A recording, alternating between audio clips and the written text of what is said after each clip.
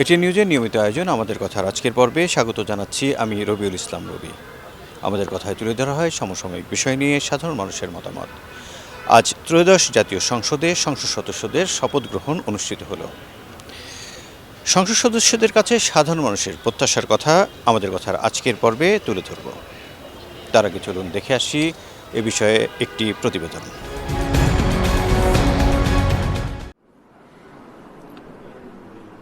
আমি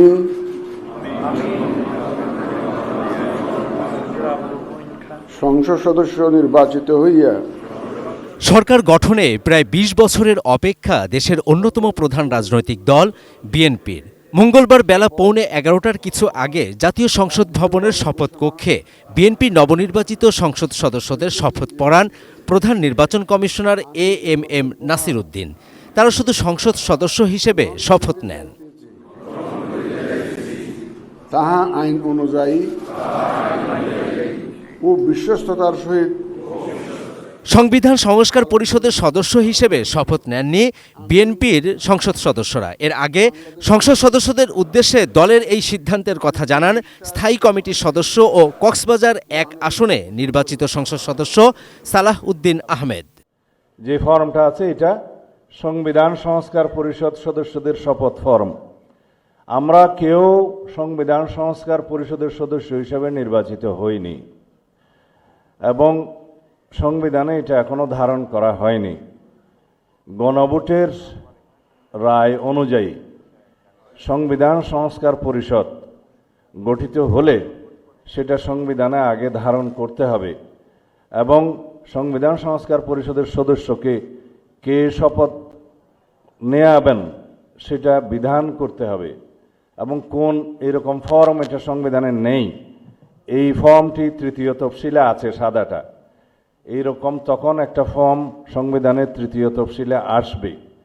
সেগুলো সাংবিধানিকভাবে জাতীয় সংসদে গৃহীত হওয়ার পরে তখন জাতীয় সংবিধান সংস্কার পরিষদের সদস্যদের শপথ নেয়ার বিধান করা যাবে।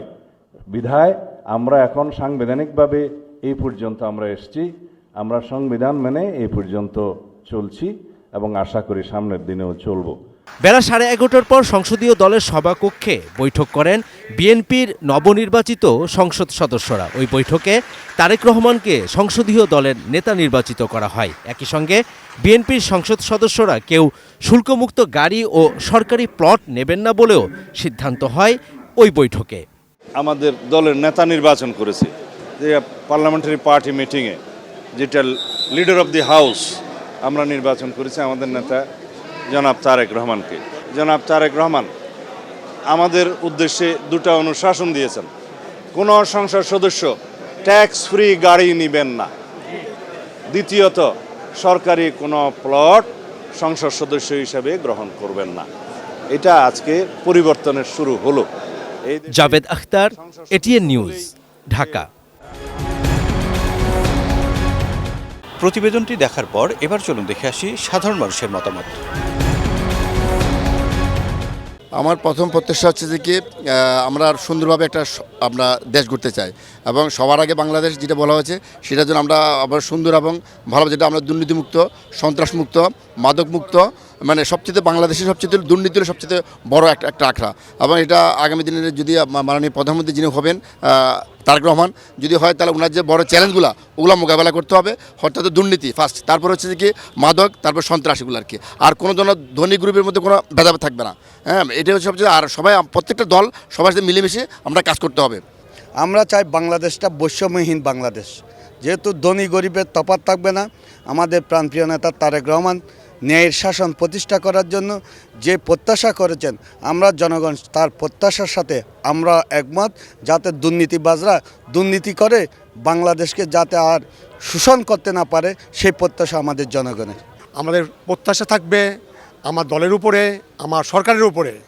আমরা দেশ গড়ার কাজে এবং দেশ সুন্দর পরিচ্ছন্নভাবে এবং আগামী বাংলাদেশ আমাদের বাচ্চারা, আমাদের ভবিষ্যৎ বংশধররা ঠিকমতো বসবাস করতে পারবে এবং সুন্দরভাবে গড়ে উঠবে, এই প্রত্যাশা আমি রাখি।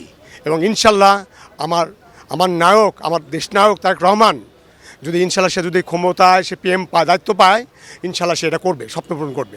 তো 53 বছরের মধ্যে আর এরকম সুন্দর এবং সুশ্রী এরকম নির্বাচন আর কেউ করতে পারে নাই।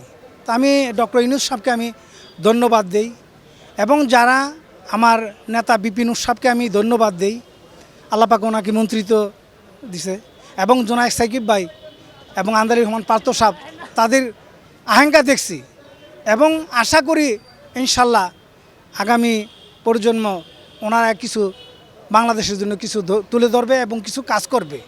আমি চাই এই দেশ মানুষের অধিকার মানুষকে ফেরত দাও।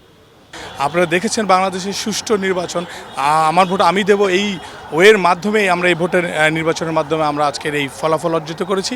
আশা করি বাংলাদেশের মানুষ যে ভোটের মাধ্যমে এই যে এমপিদেরকে যে নির্বাচিত করেছেন, তারা তাদের বা জনগণের পাশে থেকে বাংলাদেশের মানুষের যে ভোটাধিকার প্রয়োগের মাধ্যমে যে রায় তারা অর্জিত হয়েছে, ওই রায়ের মাধ্যমে সুষ্ঠু, সুন্দর এবং একটি নিরাপদ পরিবেশে মানুষকে চলাফেরা এবং বাংলাদেশের আইনশৃঙ্খলা পরিস্থিতি সহ সকল প্রকার বাংলাদেশের উন্নয়নের জন্য আমি আশা করি এই এমপির মহোদয়রা একটি গুরুত্বপূর্ণ ভূমিকা পালন করবে।